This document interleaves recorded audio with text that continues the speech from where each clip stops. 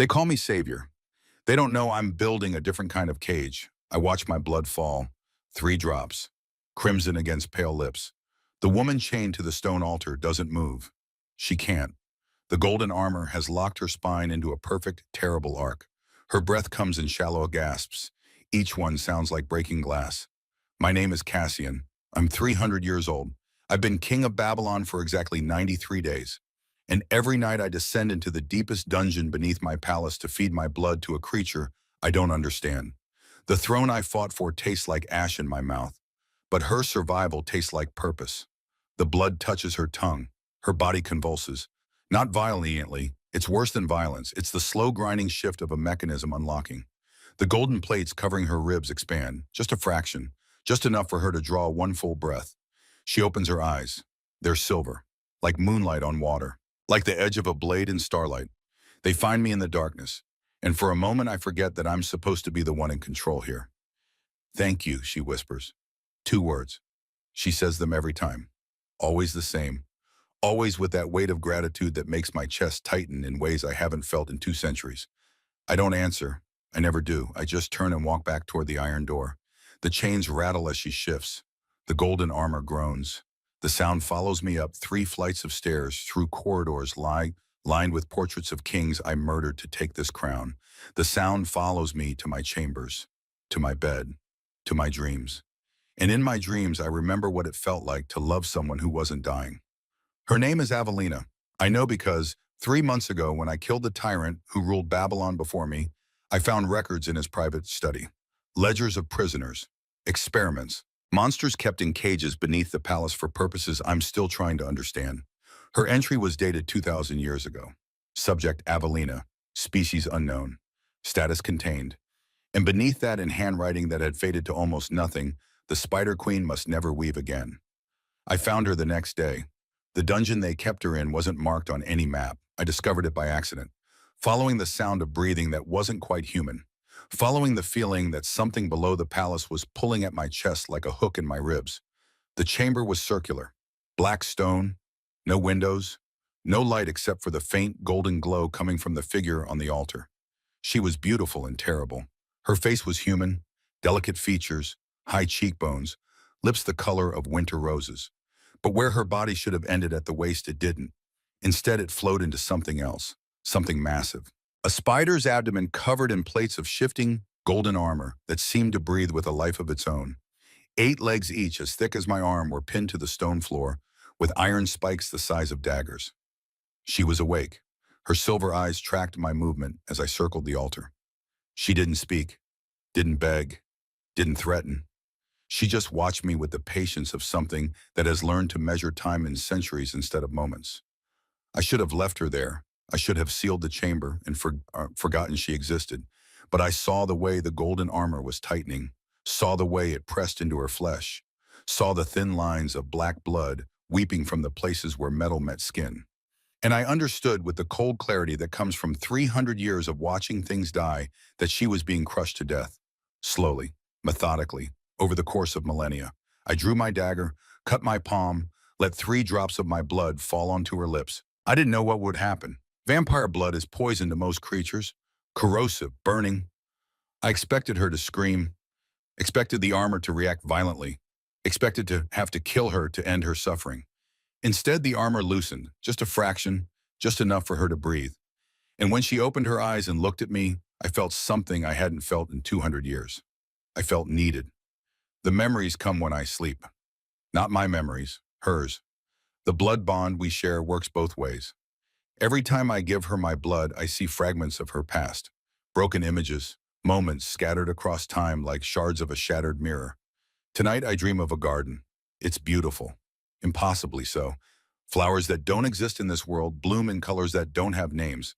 The sky is violet, the grass is silver, and in the center of the garden, a woman sits at a loom. She's weaving.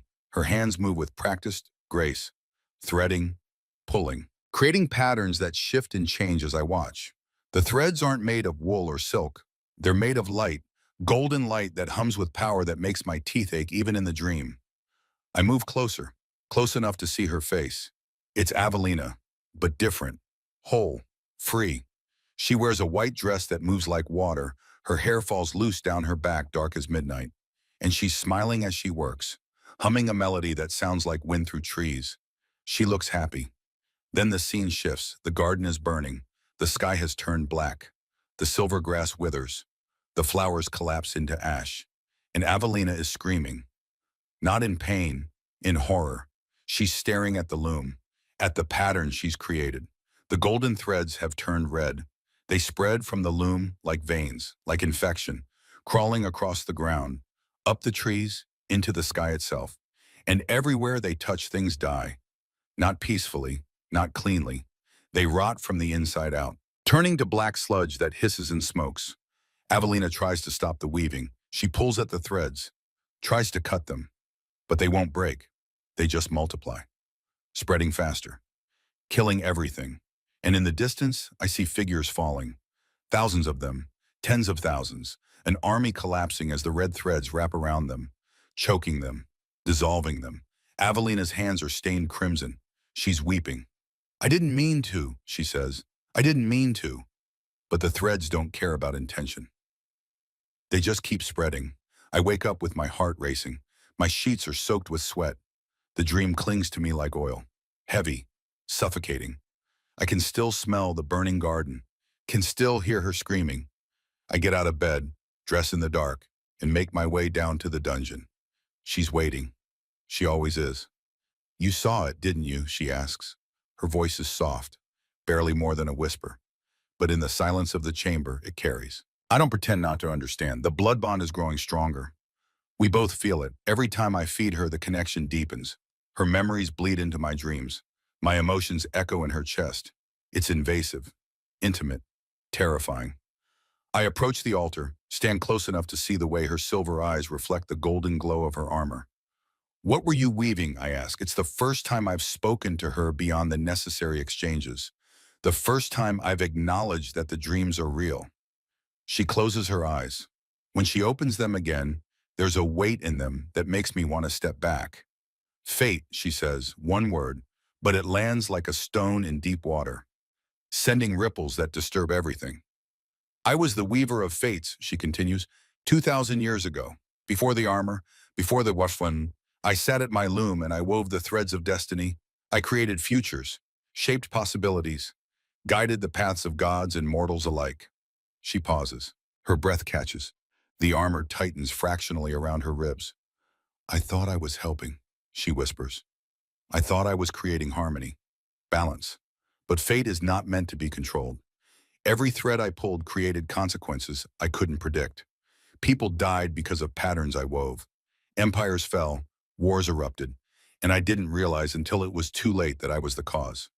She looks at me, really looks at me, and I see the guilt in her eyes, the kind of guilt that 2,000 years hasn't been able to wash away.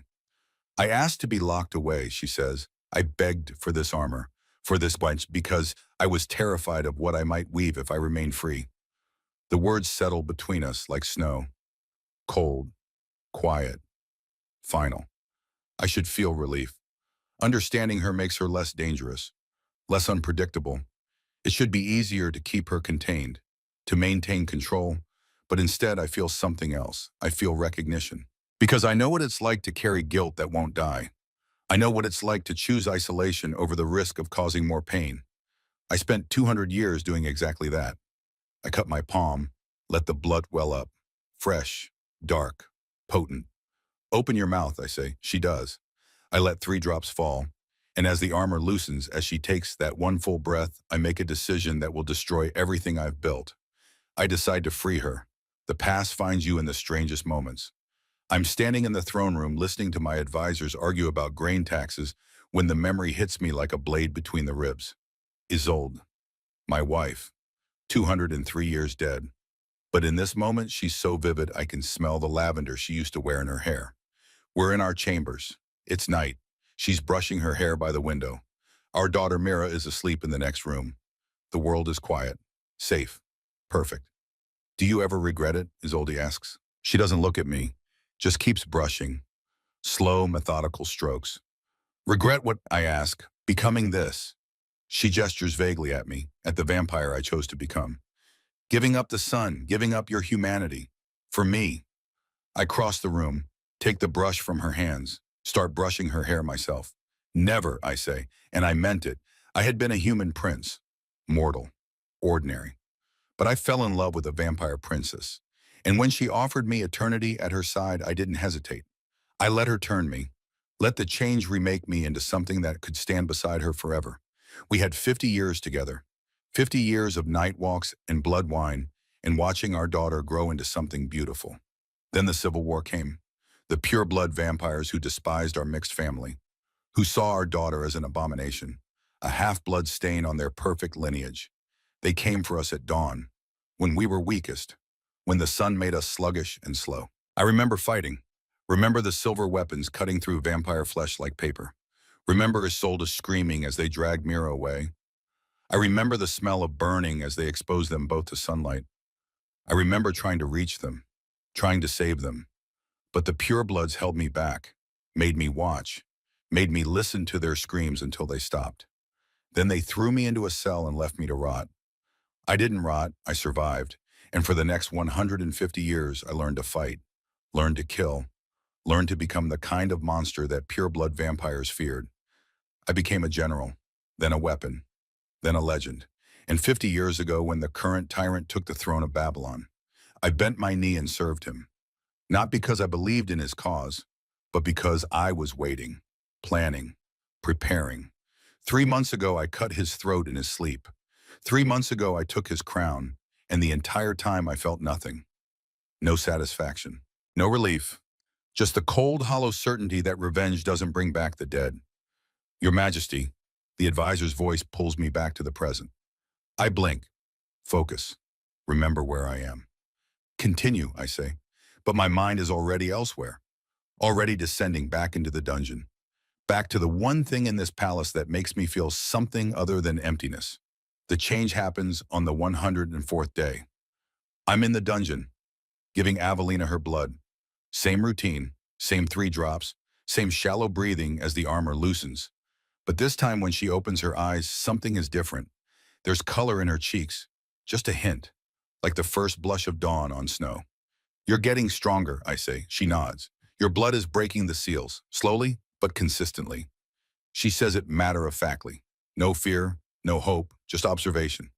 Is that dangerous? I ask. Yes. One word, honest, direct. I should stop, should cut off the blood supply. Let the armor tighten again. Lock her back into stasis before whatever power she possesses can wake fully. But I don't. How dangerous, I ask instead. She considers this. Her silver eyes study my face, and I have the unsettling feeling that she's reading things in my expression that I don't want anyone to see. Do you know why vampires exist? She asks. The question catches me off guard. I shake my head. I made you, she says. Silence. The words don't make sense at first. They float in the air between us like smoke, shapeless, impossible to grasp.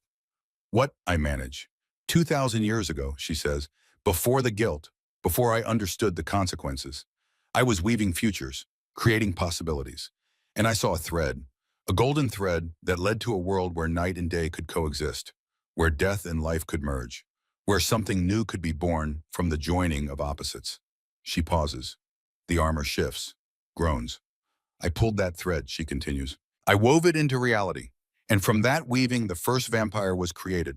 Not by disease, not by curse, by my design. My mind is racing, trying to process, trying to understand. You're saying vampires exist because you wanted them to.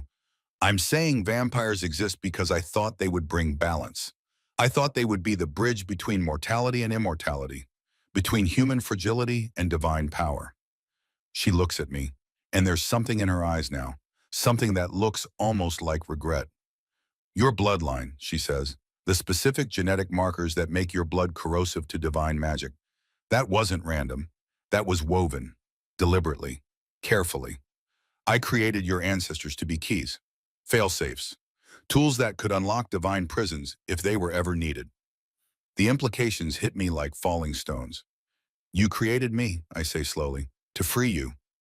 I created your bloodline, she corrects, 2,000 years before I was imprisoned. I didn't know I would need freeing. I didn't know I would become something that needed to be locked away. But when I designed your kind, I wove in the possibility, the potential, just in case. She smiles. It's sad. Broken. Fate is strange, she whispers. Even when you try to control it, it finds ways to surprise you. I step back. The weight of what she's telling me is crushing. My entire existence, my bloodline, my nature, all of it designed by a goddess who was trying to create insurance against her own future mistakes. I'm not a person, I say. I'm a tool. No, Avelina says firmly. You're a person who came from a designed bloodline. There's a difference. I created the potential. You became the reality. Everything you've done, every choice you've made, every grief you've carried, that's yours. That's real. She struggles against the chains. The armor tightens in response. She gasps, but she keeps talking. I didn't bring you here, Cassian. You found me. I didn't make you feed me your blood. You chose that. And I didn't make you care whether I live or die. That's all you. The use of my name startles me. I don't remember telling it to her, but the blood bond works both ways. She's been in my dreams too, watching, learning, seeing me in ways no one has in 2 centuries. Why are you telling me this? I ask. Because you deserve to know the truth before you decide. Decide what? She meets my eyes, and in that moment, she looks less like a trapped goddess and more like a woman who has been alone for far too long. Decide whether to keep freeing me, she says, or whether to let me die. I don't go back to the dungeon for 3 days. I need space, distance, time to think without her silver eyes watching me, without the pull of the blood bond tugging at my chest. My advisors notice. They ask if I'm ill, if I need the court physician. I tell them I'm fine, just tired. They don't believe me, but they don't push. On the second day, I walk through the market district, watch the mortals go about their lives, buying bread, selling cloth, arguing over prices, living. They don't know a goddess is imprisoned beneath their feet, don't know that their entire species might exist because she wove them into being 2,000 years ago. They just live, simple, uncomplicated, free. I envy them. On the third day, I receive a visitor. Her name is Priestess Mirabelle. She's old, even by vampire standards. Her hair is white as bone. Her eyes are clouded with cataracts. But her mind is sharp, and her knowledge of ancient texts is unmatched in Babylon. She finds me in the palace library, approaches with her cane tapping against the marble floor. You've been avoiding your nightly ritual, she says. I don't ask how she knows. Mirabelle knows everything that happens in this palace. I needed time to think, I say, about the Spider Queen. It's not a question. I close the book. I wasn't really reading. Turn to face her. You know about her, I say. I know about the prophecy, Mirabelle corrects, the one that says when the spider weaves again, old debts come due. What does that mean, Xiao? Mirabelle settles into a chair. Her bones creak. She's old enough that even vampire healing can't fully erase the weight of centuries. 2,000 years ago, she begins, there was a goddess who wove fate. She was beloved, powerful, but she made a mistake, a terrible mistake. Her weaving caused a war that killed thousands, and in her grief she asked to be imprisoned, locked away where she could never weave again. She pauses, looks at me with those clouded eyes that somehow see too much. But the prophecy says she will weave once more, and when she does, the debt she created with her first weaving will come back. The consequences she tried to lock away will be unleashed, and the world will pay the price. My chest tightens. What kind of price? The prophecy doesn't say. But it warns that the Spider Queen's second weaving will bring reckoning. Blood for blood, death for death. Everything she tried to prevent by imprisoning herself will come to pass anyway. She leans forward. Her voice drops to a whisper. If you free her, Cassian, you won't just be releasing a goddess. You'll be releasing every consequence she's been holding back for 2 millennia. Are you prepared for that? I want to say no, want to tell her I'll stop feeding Avelina. We'll let the armor finish its work. We'll choose safety over risk. But I remember Avelina's eyes, her voice, the way she said, that's all you. I remember feeling something other than emptiness for the first time in 200 years. I don't know, I tell Mirabelle. Honestly? She nods, as if she expected that answer. Then you'd better decide quickly, she says, because the Golden Legion is coming. The attack happens at midnight. I'm in my chambers when the bells start ringing. Not the normal evening bells. The alarm, the one that means Babylon is under siege. I'm at the window before my mind fully processes what's happening. And what I see makes my blood freeze. The city is burning, but not with normal fire. The flames are golden, bright, unnatural. They spread too fast, consume too completely, turning stone into slag, flesh into ash. And walking through the flames are soldiers, hundreds of them, maybe thousands. They march in perfect formation, silent, synchronized. And they're not human. They're corpses, fused with molten gold. Their bodies are covered in the same kind of armor that imprisons Avelina. But where hers is restraining, theirs is weaponized, jagged, sharp, designed to kill, the Golden Legion. I've heard stories, legends about an army of undead warriors bound to serve an ancient power. But I thought they were myths, ghost stories to frighten children. Watching them march through my city, I understand they're very real, and they're here for her. I run, through corridors, downstairs, pushing past guards who are scrambling to organize a defense. I know it's useless. I've seen wars, led armies, and I can already tell that Babylon doesn't have the strength to fight this. But I can get her out. I can save her. The dungeon door is already open when I reach it. Someone else got here first. I draw my sword, move cautiously into the chamber. A man stands beside the altar, old, weather-worn.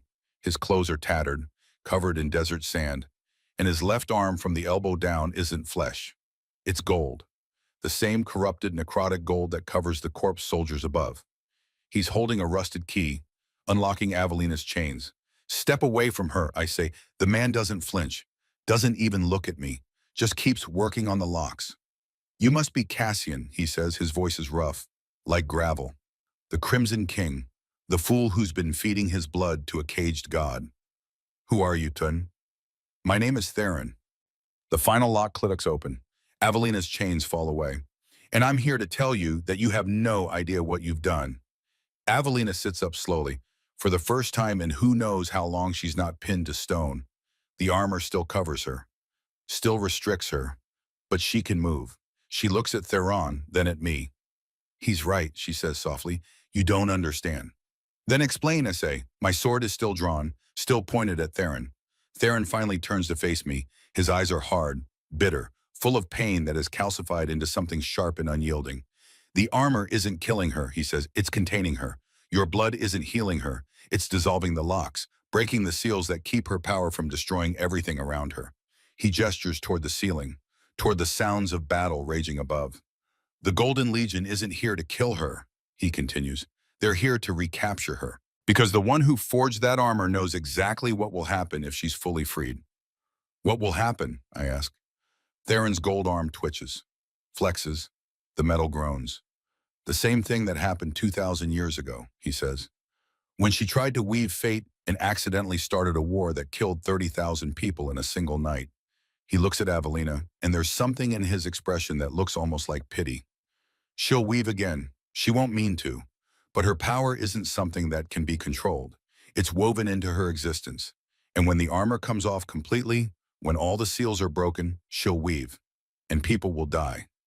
Avelina doesn't deny it. She just sits there, silent, her hands folded in her lap, her silver eyes reflecting golden firelight. Is it true? I ask her. She nods. Once, small, defeated. The ceiling shakes. Dust falls.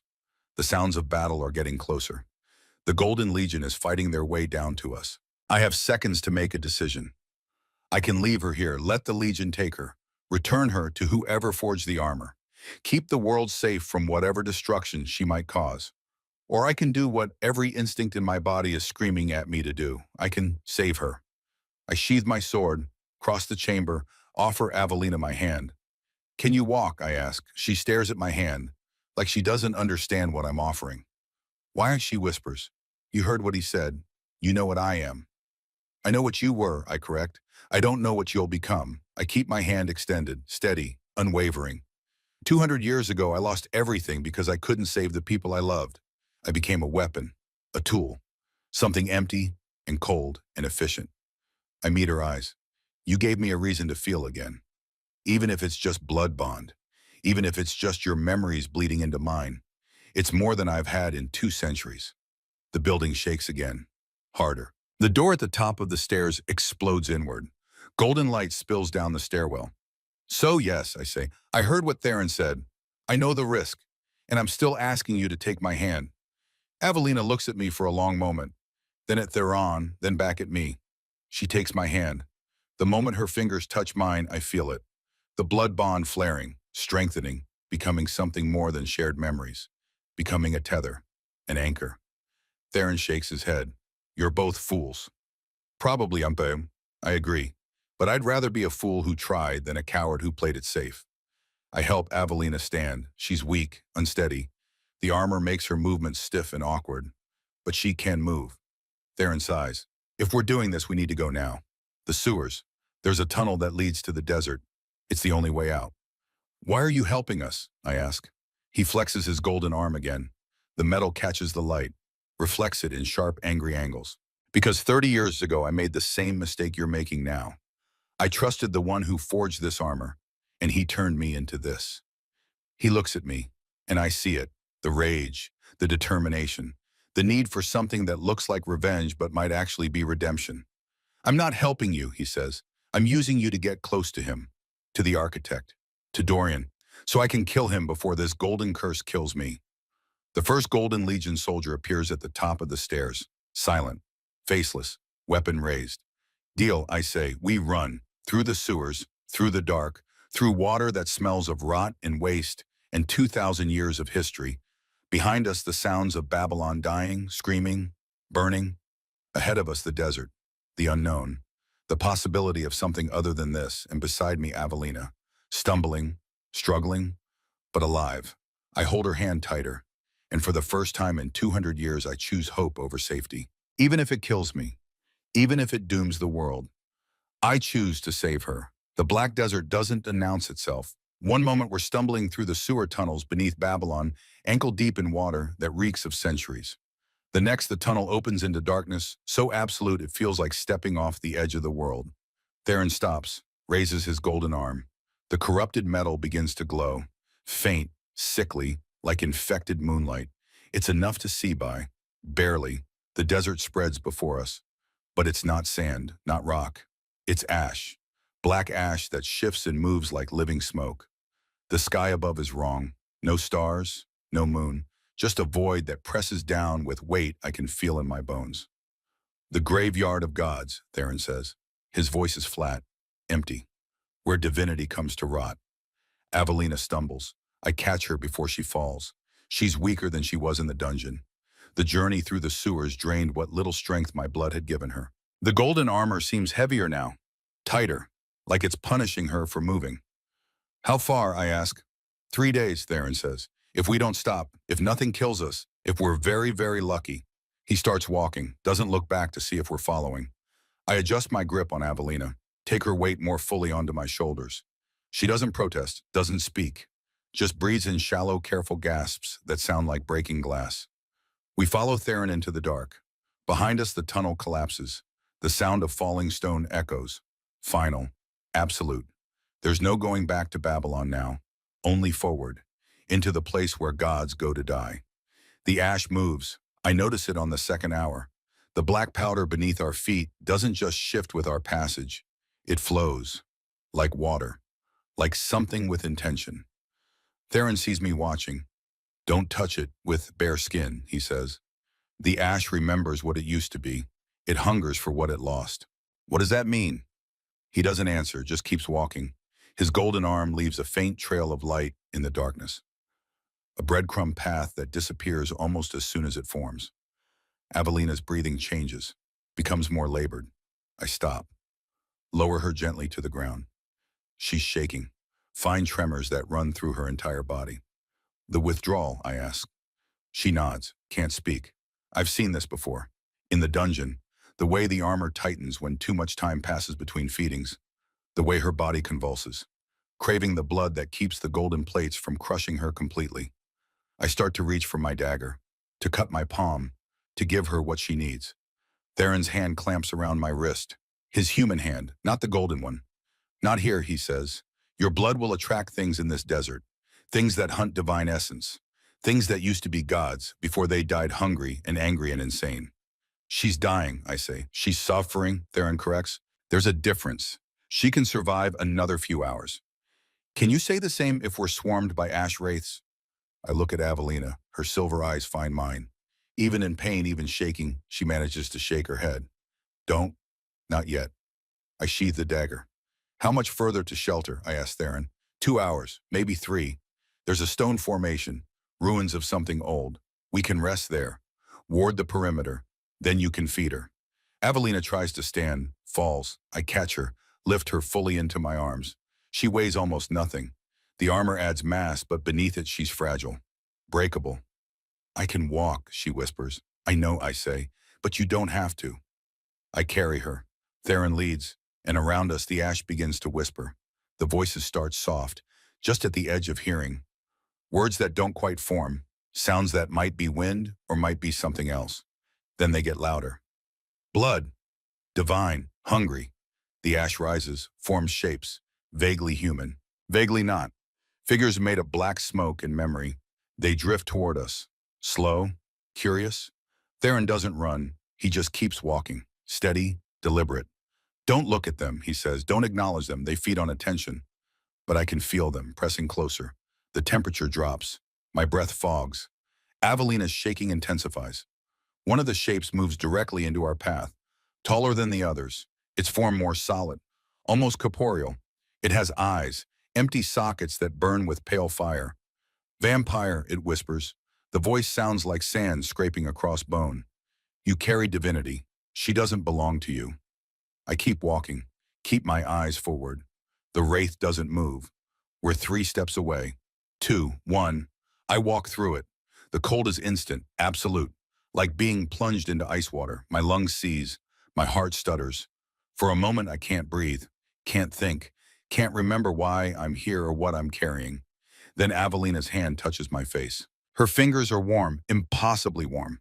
The touch burns away the cold, brings me back. I gasp, stumble, but I don't fall. Behind me the wraith screams, a sound of frustration, of hunger denied. Theron glances back. Something that might be approval flickers across his face. Good, he says. You didn't break. What was that? My voice is rough, shaken. Ash wraith, remnant of a ton who died in this desert. They're drawn to divine essence, to power. They want to consume what they lost, become whole again. He looks at Avelina. She's like a beacon to them. The armor contains most of her power, but enough leaks through, enough to make them desperate. How do we stop them? We don't. We endure and we keep moving. More shapes rise from the ash. Dozens, hundreds. They form a corridor, watching, waiting, hungry. We walk through them. Each one we pass tries to touch, to take. The cold hits in waves. My vampire nature keeps me alive, but barely. Each contact drains something, leaves me weaker, slower, but I don't stop. I hold Avelina tighter, feel her warmth anchoring me, keeping me human, keeping me moving. And eventually, mercifully, the wraiths thin, fall back, fade into the ash from which they came. Ahead I see it, a structure, stone pillars rising from the black desert like broken teeth, the ruins Theron promised. We reach them just as my strength gives out. I set Avelina down carefully, then collapse beside her. My entire body is shaking, cold, exhausted. Theron immediately begins moving around the perimeter, drawing symbols in the ash with his golden arm. The metal glows brighter as he works, creating a barrier, a ward. Rest, he says. We have maybe 6 hours before the wraiths regroup, before they're brave enough to test the wards. I don't need to be told twice. I close my eyes and fall into darkness. The dream comes immediately. I'm in the garden again, Avelina's garden, but it's different this time. Earlier, before the burning, before the red threads. She sits at her loom, weaving, but she's not alone. Another woman stands beside her, taller, more angular. Her hair is white, her eyes are gold, and she watches Avelina work with an expression that makes my skin crawl. Envy, pure but undiluted, toxic. You make it look so easy, the white-haired woman says. Her voice is honey over poison. Avelina doesn't look up from her weaving. It's not easy. Every thread requires focus, intention. One mistake and the pattern collapses. But you never make mistakes. I've made plenty. I just hide them well. The white-haired woman circles the loom. Her fingers trail across the golden threads. They spark where she touches. React. Show me how, she says. I can't. The weaving is mine. Each goddess has her own gift. This is not yours. Something flickers in the white-haired woman's eyes. Something dark. Not mine, she repeats. Just yours, always yours, the beloved weaver. The one who shapes fate while the rest of us merely exist within it. Avelina finally looks up. Sister, this isn't... Don't call me that. The venom in her voice is sudden, sharp. We're not sisters. We're prisoners of hierarchy. You at the top, me in your shadow, forever. The scene shifts, the garden is burning, but it's not Avelina's weaving that started the fire. It's the white-haired goddess. She's tearing at the loom, destroying the threads. And where they break, reality fractures. Avelina is screaming, trying to stop her, trying to fix the damage. But it's too late. The white-haired goddess is laughing. If I can't weave fate, neither can you. She pulls one final thread. The loom explodes. And the garden, the sky, the world itself begins to collapse. I wake gasping. Avelina is sitting beside me, her silver eyes watching, worried. You saw her, she says softly. Didn't you? I nod. Can't speak yet. The dream clings to me like oil. My sister, Evelina, continues, Morgessa, the goddess of mirrors. She could reflect anything, copy any power. But she couldn't create, couldn't weave. It drove her mad. She looks away, at the stone pillars surrounding us, at the ash beyond the wards. She destroyed my loom, hoping it would destroy me. But all it did was fracture reality. The threads I'd woven unraveled, caused the war, the deaths, the horror I've spent 2,000 years trying to atone for. Where is she now, I ask. Dead. She died in the chaos she created, consumed by the very mirror magic she wielded. The universe doesn't forgive that level of destruction. Avelina's hands shake. But before she died, she did one final thing. She convinced the other gods that I was the one who caused it all, that my weaving was the problem, that I needed to be locked away.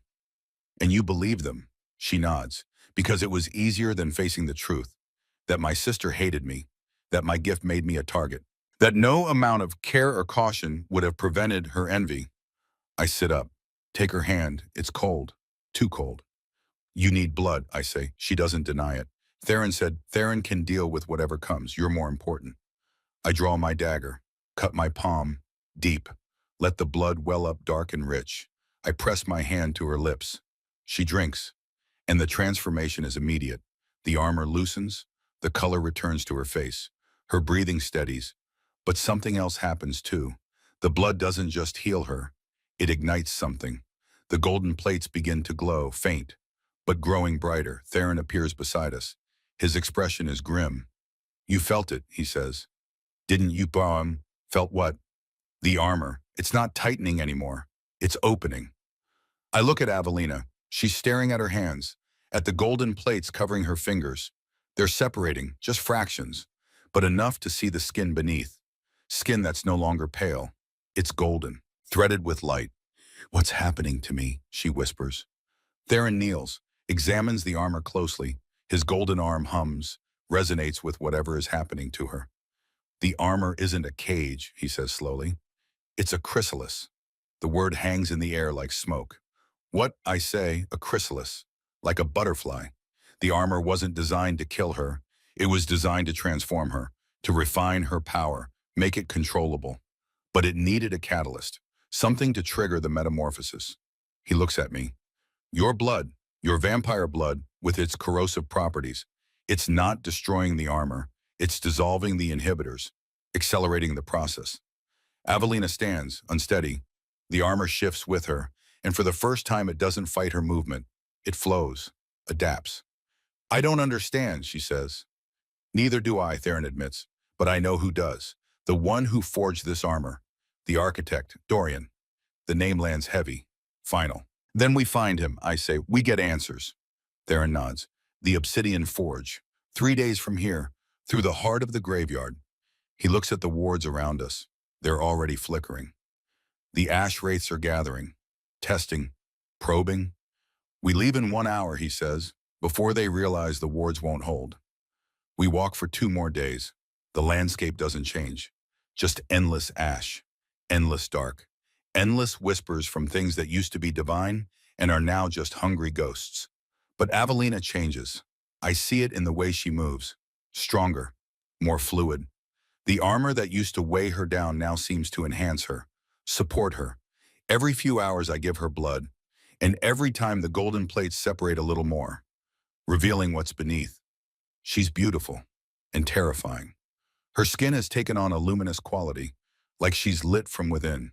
Her spider legs, which used to drag and scrape, now move with predatory grace. And her eyes. Her silver eyes are starting to show flecks of gold. She's becoming something new, something I don't understand.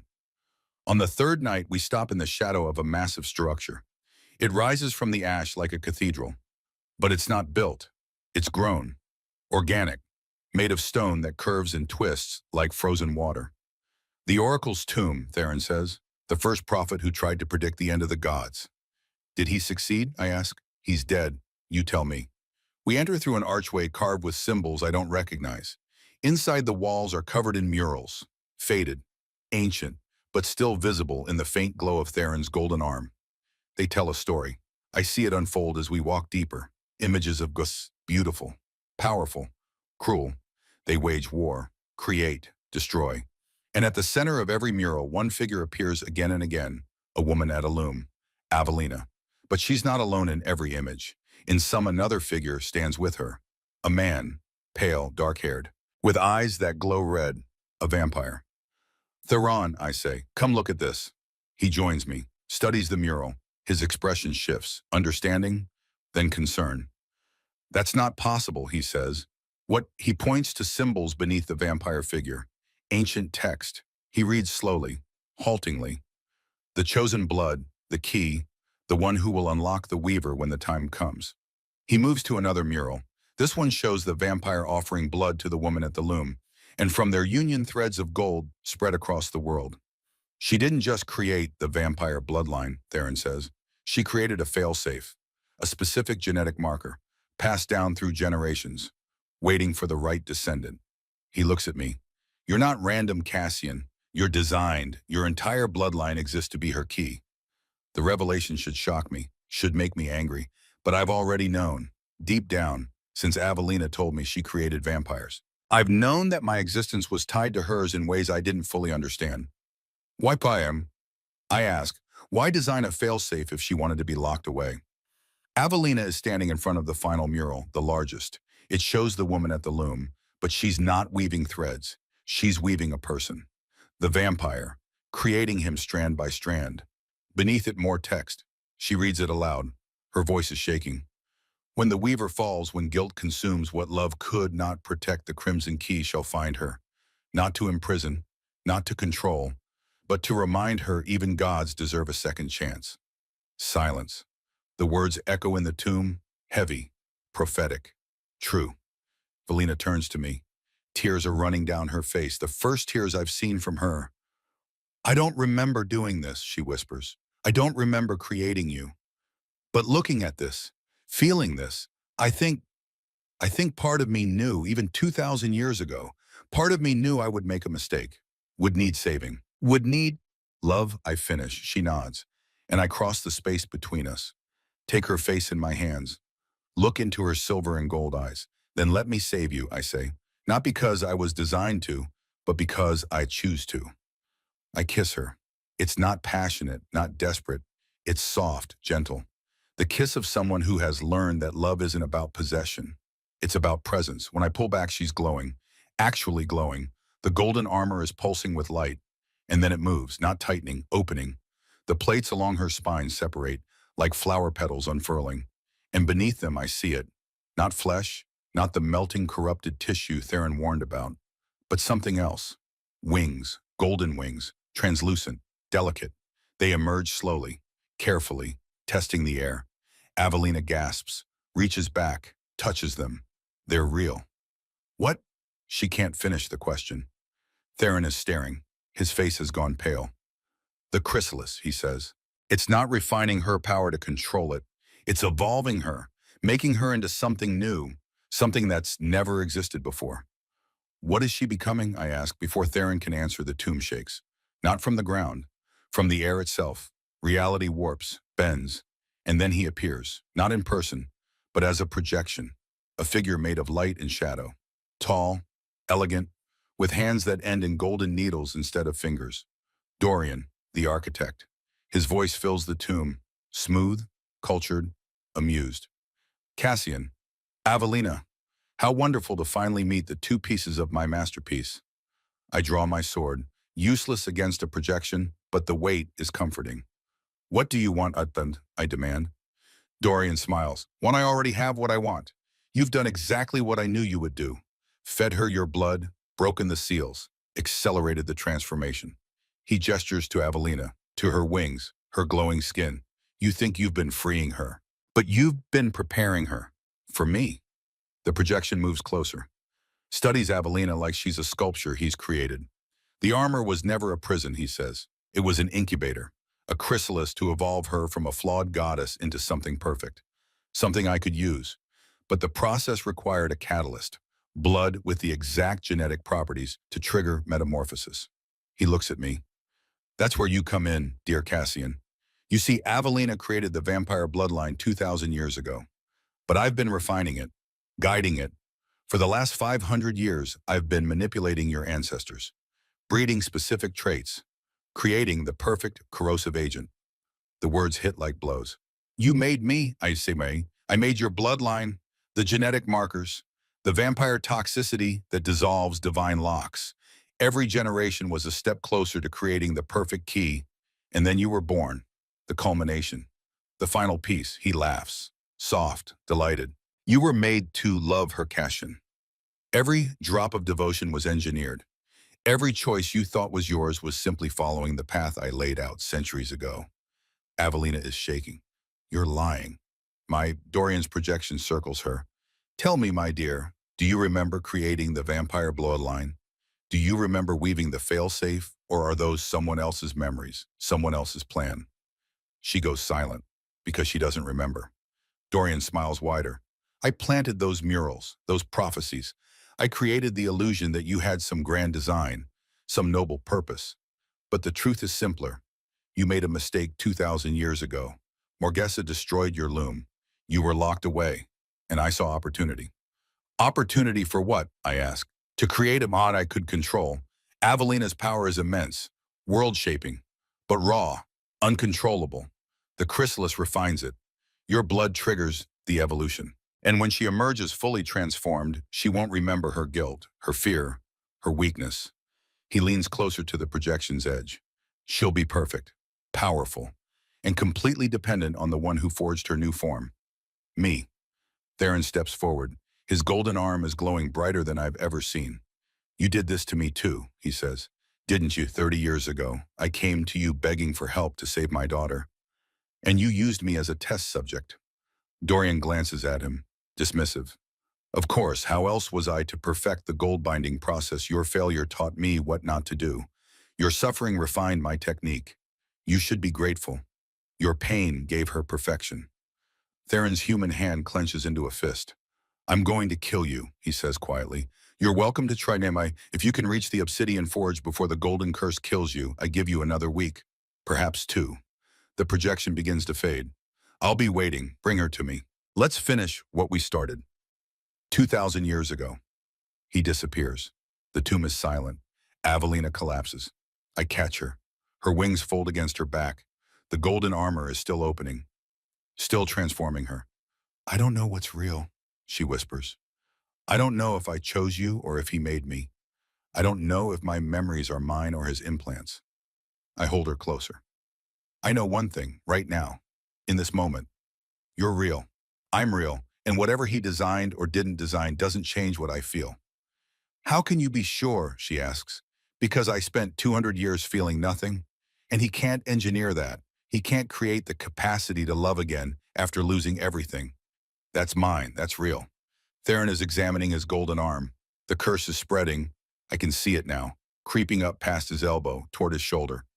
We have to move, he says. Dorian knows we're coming, which means he's prepared, which means we're walking into a trap.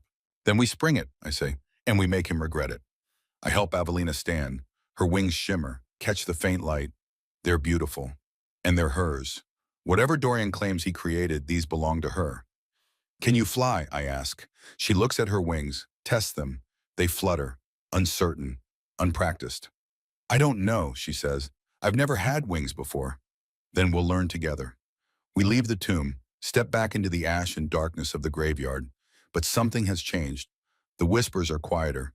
The ash wraiths are keeping their distance. They're afraid.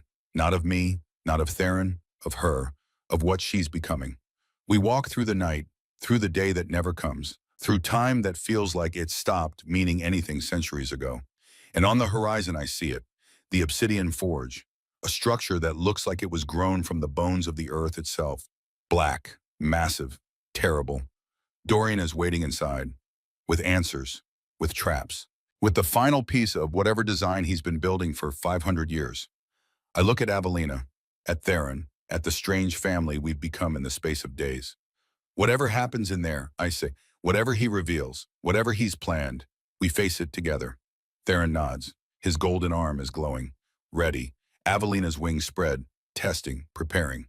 Together, she agrees, we walk toward the forge, toward our destinies, designed or chosen, real or engineered. It doesn't matter anymore. All that matters is what we do next. The Obsidian Forge doesn't look like a building. It looks like a wound in reality. Black stone rises from the ash in twisted spires that seem to bleed darkness into the air around them. The structure pulses, not with light, with absence, like it's drinking the world itself. We stand at the threshold, three people who shouldn't exist. A vampire king designed to be a key, a goddess being transformed into something unprecedented, a cursed oracle dying one golden inch at a time.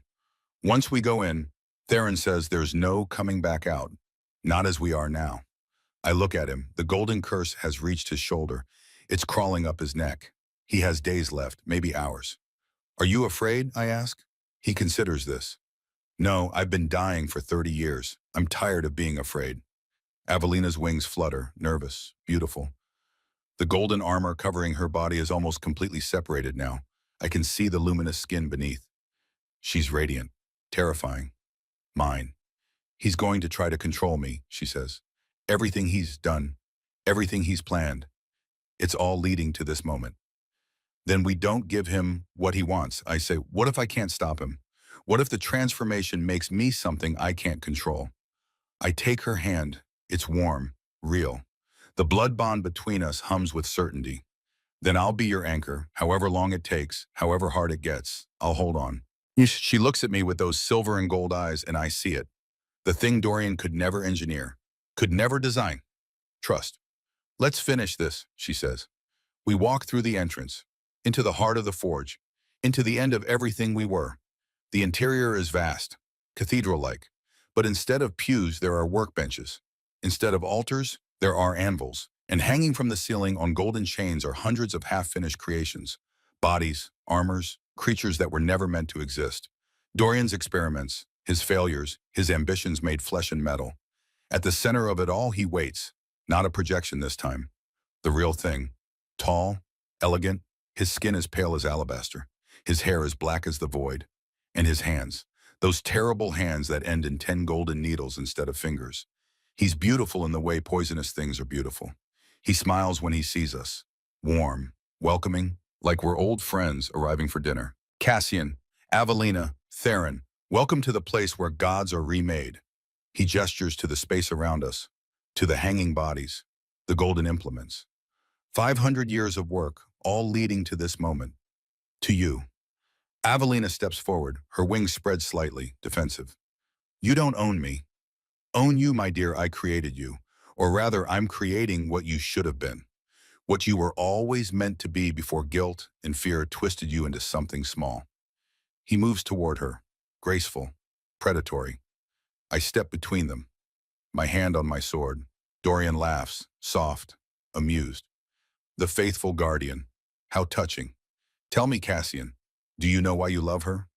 Can you trace the origin of that feeling, or does it simply exist inside you like breathing, like instinct? The words are designed to wound, to make me doubt, but I've had 3 days in the desert to think about this. 3 days of watching Avelina transform, of feeling the blood bond deepen, of choosing again and again to stay. The origin doesn't matter, I say. What I do with the feeling does, and I choose her, every time. Dorian's smile falters, just slightly. Fascinating. The puppet thinks it has free will. Theron moves to my other side. His golden arm is glowing bright enough to cast shadows. You talk a lot about design and engineering, Theron says, but you know what you can't engineer consequences. You used me, destroyed my life, killed my daughter through your experiments, and now I'm here. Was that part of your design, or did I surprise you? For the first time, Dorian looks uncertain. Your daughter's death was unfortunate, but necessary for don't, Theron says quietly. Don't you dare make her death about your grand design. She was 8 years old. She had a name, Elise, and she died screaming because your golden curse burned her from the inside out. The temperature in the forge drops. Dorian's expression hardens. Sentiment. This is why I work with gods instead of mortals. You can't see past your limited perspective. Your daughter's sacrifice advanced my work by decades. Her pain gave me the data I needed to perfect the chrysalis process. He gestures to Avelina. She exists because of Elise. So in a way, your daughter achieved immortality through contribution. Theron's human hand trembles. Rage, pure defimer, justified. But he doesn't attack. He just stands there, breathing, grounding himself. I'm going to give you a chance, Theron says. One chance. To acknowledge that what you did was wrong. That Elise mattered. That she wasn't just data. Dorian stares at him, genuinely confused. Why would I acknowledge a falsehood? Progress requires sacrifice. Morality is a cage for small minds. I freed myself from that cage centuries ago. And in that moment, I understand something fundamental about Dorian. He's not evil. He's not cruel. He's empty. 500 years of immortality without love, without connection, without anything except his work. He's hollowed himself out, removed every piece that made him human, and filled the space with ambition and control. He's terrifying because he genuinely doesn't understand why what he's done is monstrous. Avelina sees it too. I watch the realization dawn in her eyes. You said you loved me, she says to Dorian, 2,000 years ago. You said you wanted me to weave you immortality because you couldn't bear to exist without me. Dorian nods. I did. I do. No. Avelina's voice is firm, certain. You loved the idea of me, the power, the prestige of being the one who claimed the weaver of fates. But you never loved me, because love requires seeing someone as they are. Flaws, fear, guilt, all of it. She moves toward him, her wings spread wider. The golden armor on her body is glowing now, pulsing with power. Cassian loves me, she continues, not because I'm powerful, not because I'm useful, but because he sees me struggling and chooses to stay anyway. That's love. What you feel is ownership. Dorian's expression shifts. Anger, genuine anger. You're confused. The transformation is affecting your judgment. Once it's complete, once I integrate the final components, you'll understand. You'll see that what I'm offering is freedom from the burden of choice, freedom from guilt. I'll control the weaving. You'll be the instrument. Perfect. Unburdened. Mine. He raises his hands. The 10 golden needles gleam. Now, let's finish what we started. He moves fast, impossibly fast, crosses the space between them in a heartbeat. His needles reach for Avelina's spine, for the places where the armor is opening, for the vulnerable points he designed 2,000 years ago. But he doesn't reach her, because I'm there first. I catch his wrists. The needles stop inches from Avelina's back. My vampire strength against his immortal speed. We're locked. Frozen. Dorian looks at me, surprised. Impressive, but futile. You can't hold me forever. I don't need forever, just long enough. For what? Avelina's hands move to the sides of her armor, to the places where it's almost completely separated, and she pulls. The sound is like crystal shattering, like reality breaking. The golden armor doesn't come off, it transforms. The plates dissolve into liquid light. They flow across her skin, into her skin, becoming part of her instead of something containing her. The wings on her back expand, grow, become solid, real, and her spider legs. The 8 massive limbs that have been pinned and broken and forced into submission for 2,000 years. They move, not with the stiff mechanical motion of something restrained, with fluid predatory grace. Avelina rises, lifts off the ground, suspended by her wings, by the power flowing through her transformed body. She's terrifying, beautiful, free. And when she speaks, her voice echoes with harmonics that weren't there before. You designed the chrysalis, but you didn't design what I would become. You couldn't, because transformation requires choice, and I choose to be more than your weapon. Dorian wrenches free from my grip, steps back, For the first time, he looks uncertain, afraid. That's not possible. The armor was calibrated to create a specific outcome. You should be controllable, dependent, mine. Avelina descends. Her feet touch the ground. The spider legs fold against her body, retract partially. She's learning to control them. You forgot something, she says. The catalyst, the vampire blood that triggered the transformation. It wasn't just corrosive, it carried something else. Something you didn't account for. She looks at me. Connection. The blood bond between us. Every drop Cassian gave me carried his emotions, his memories, his choice to love me despite fear. That became part of the transformation. Part of what I am now. She holds out her hand. Golden threads appear. Not from a loom, from her fingertips. They weave through the air, creating patterns, possibilities. I can weave fate again, she says, but differently. Not to control, not to force outcomes, but to show truth, to reveal what people hide from themselves. The threads move toward Dorian. He tries to dodge, to run, but the threads are faster. They wrap around him, not binding, just touching, connecting. And suddenly I can see it. We all can see it. Dorian's truth. The memory plays out in the air above us. Visible, undeniable. A young man, mortal, brilliant, working in a library surrounded by ancient texts. He's researching, obsessed, trying to find a way to extend human life. Then Avelina appears, the goddess, beautiful, kind. She's visiting the library, intrigued by the mortal scholar who dares to question immortality. They talk, they connect, and young Dorian falls in love, not with her power, not at first, with her laugh, her curiosity, the way she listens when he speaks. He asks her to make him immortal, not to possess her, but to have time, to keep learning, to keep being with her. She agrees, weaves his fate, grants him endless years, and for a while they're happy. Then the change begins. Slowly, year by year, Dorian's love curdles, his curiosity becomes obsession. His desire to learn becomes need to control. He starts asking Avelina to weave more, to shape fates according to his designs, to prove that she loves him by using her power for him. She refuses, gently at first, then firmly. And Dorian's love transforms into something else, resentment, envy, possessiveness.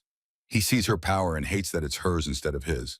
He sees her create and despises his own inability to do the same. When Morgesa destroys the loom, when Avelina is imprisoned, Dorian doesn't mourn the woman he loved. He sees opportunity. The memory shows him approaching the other gods, offering to forge an armor, a chrysalis, to contain Avelina's dangerous power. But the plans he shows them aren't the real plans. The real plans involve 500 years of preparation, of manipulating bloodlines, of creating the perfect catalyst, so that when the armor finally opens, when Avelina transforms, she'll be bound to him, forever. The memory fades. Dorian is standing frozen, staring at the space where his truth was displayed. His face is white. His hands are shaking. No, he whispers, that's not. I loved her. I was trying to save her, to protect her. Avelina's expression is tomten, pitying. You loved me once, she says, 2,000 years ago, when you were mortal, when you understood connection and loss and the beauty of impermanence. But immortality changed you, year by year, century by century, until all that remained was the shape of love without the substance. Well, she moves closer. The golden threads still connect them, but gently now, almost tender. You forgot what it means to be human, she continues, to need, to fear, to choose love even when it's terrifying. You thought control was love. Ownership was devotion. But love is the opposite of control. It's trust, vulnerability, the willingness to let someone be free even if it means losing them. Dorian looks at her, and for just a moment I see something crack in his expression, something that might be recognition or grief. I don't know how to be anything else, he says. His voice is small, lost. I know, Avelina says, and I forgive you. The words land like thunder. Dorian stares. What? I forgive you for the cage, for the manipulation, for trying to make me into your puppet. Because I understand, better than you know. I spent 2,000 years locked away because I was terrified of my own power, of making mistakes, of causing pain. We're not so different. She releases the threads. They dissolve. But I learned something you haven't. Mistakes don't make you a monster. Refusing to acknowledge them does. Hurting people doesn't make you irredeemable. Refusing to feel remorse does. She steps back. You have a choice. Right now. You can keep insisting this was all according to design, that you were right, that sentiment is weakness. Or you can admit that you're lonely, that 500 years of work was just trying to fill a void that can't be filled with control. Silence.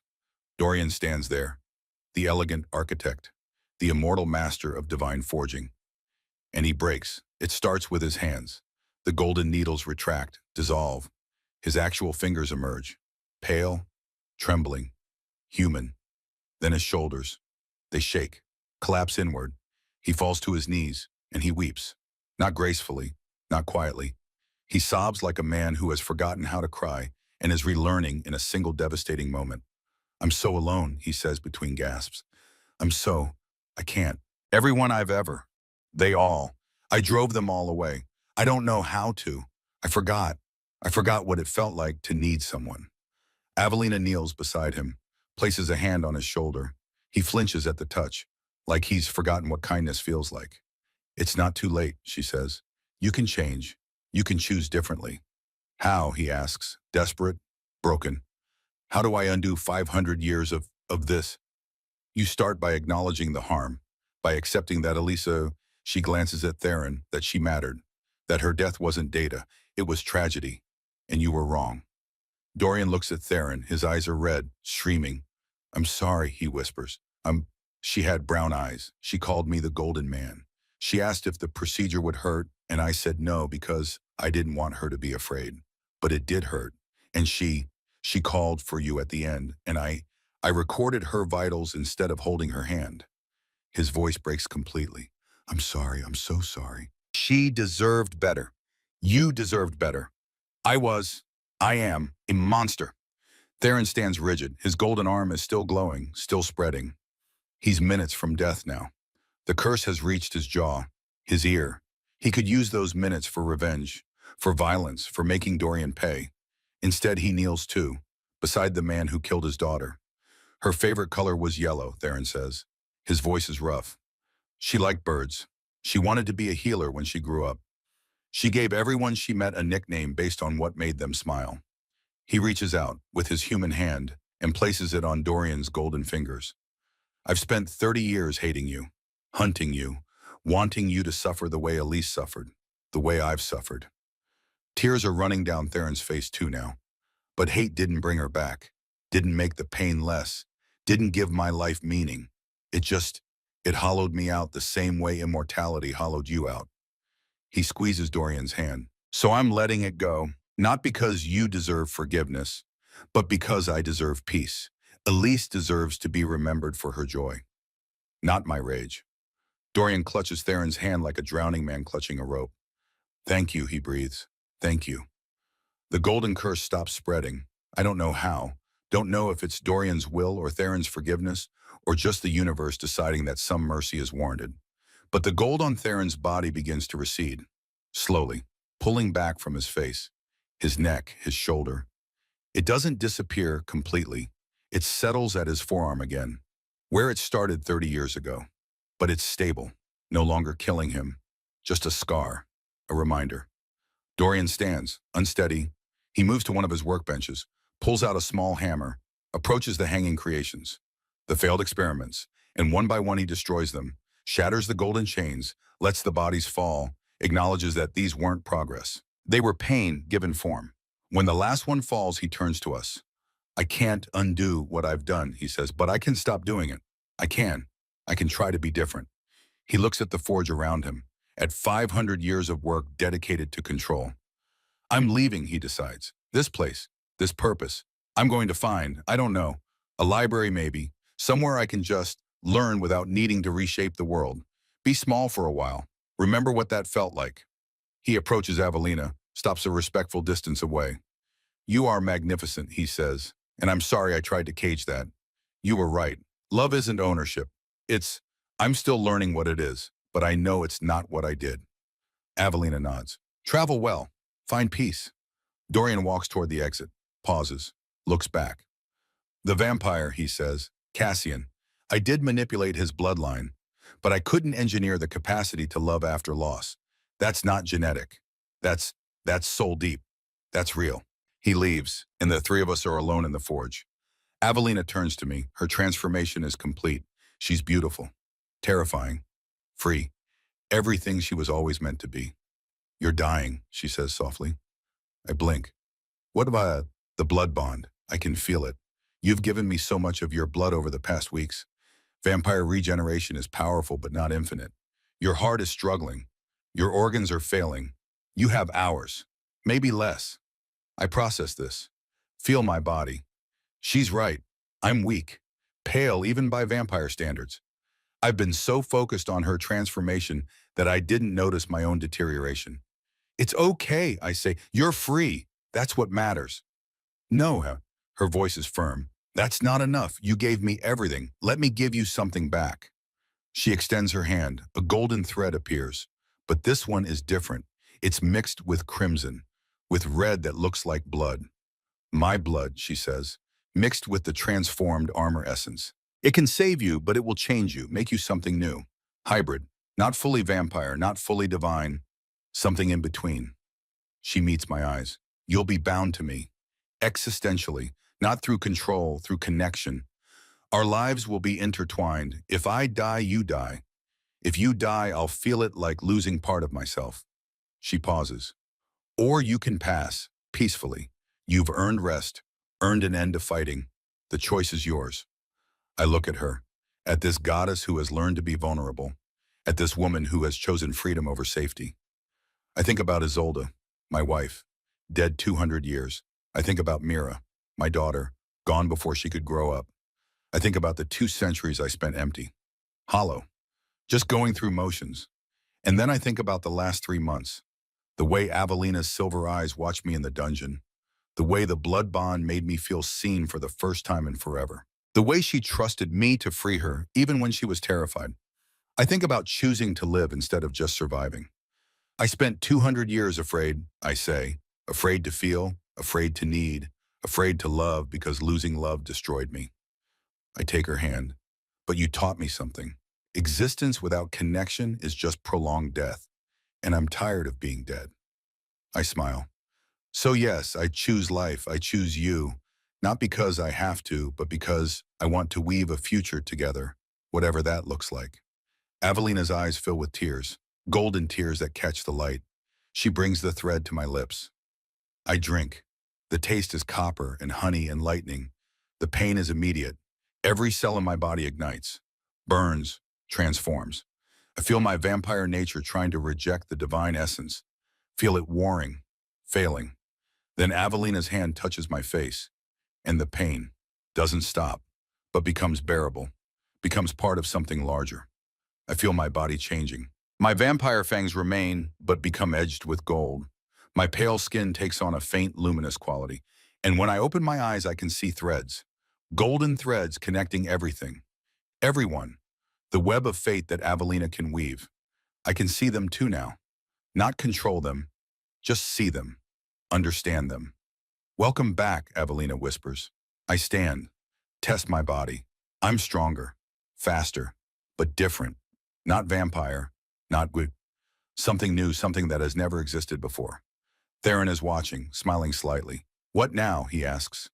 Avelina and I look at each other, and I realize we don't have a plan, don't have a destiny, don't have anything except choice. We go back, I say, to Babylon. We rebuild.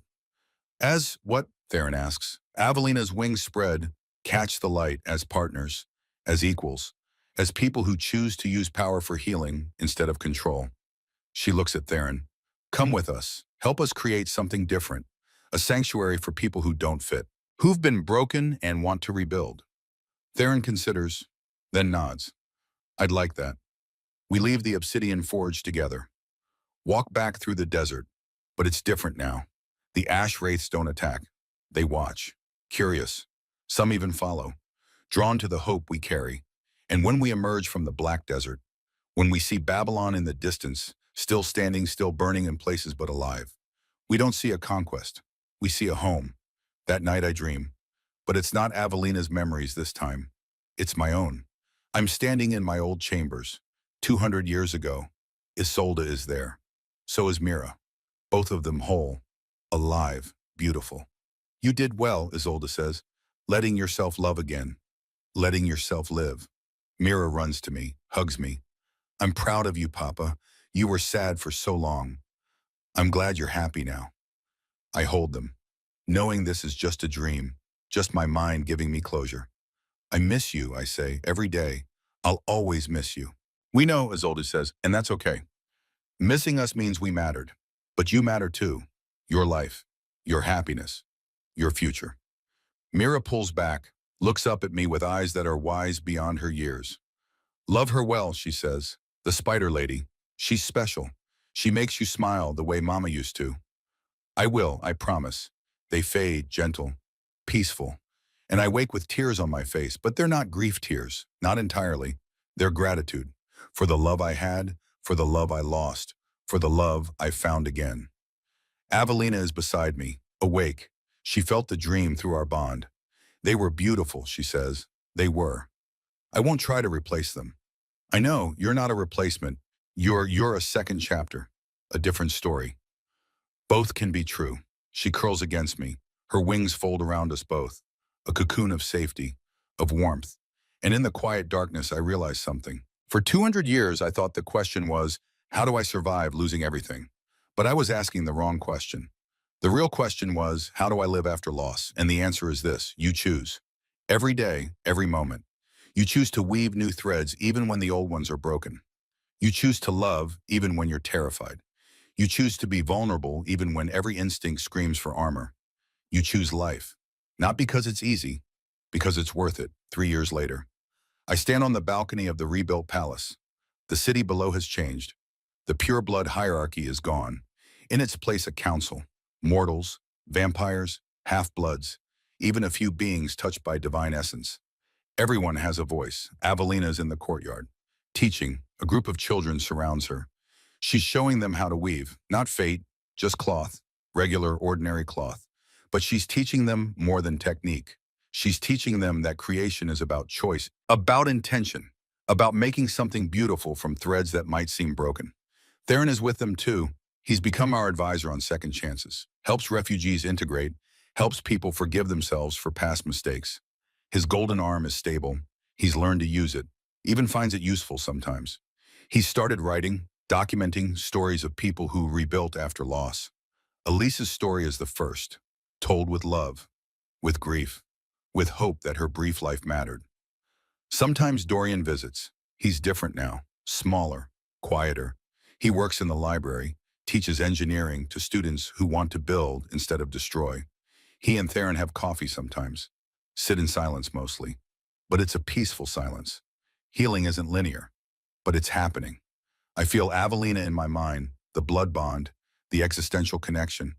She's happy, content.